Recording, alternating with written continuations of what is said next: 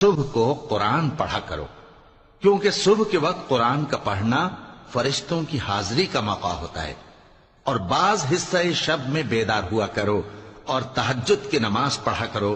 یہ شب خیزی تمہارے لیے ایک اضافی عمل ہے۔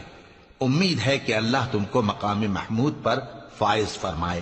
اور کہو کہ اے پروردگار، مجھے مدینے میں اچھی طرح داخل کیجو اور مکے سے اچھی طرح نکالیو، اور اپنے ہاں سے زور و قوت کو میرا مددگار بنائیو، اور کہہ دو کہ حق آ گیا اور باطل نابود ہو گیا، بے شک باطل نابود ہونے والا ہے۔ اور ہم قرآن میں وہ چیز نازل کرتے ہیں جو مومنوں کے لیے شفا اور رحمت ہے، اور ظالموں کے حق میں تو اس سے نقصان ہی بڑھتا ہے۔ اور جب ہم انسان کو نعمت بخشتے ہیں تو روح گرداں ہو جاتا ہے اور پہلو پھیر لیتا ہے، اور جب اسے سختی پہنچتی ہے تو نا امید ہو جاتا ہے۔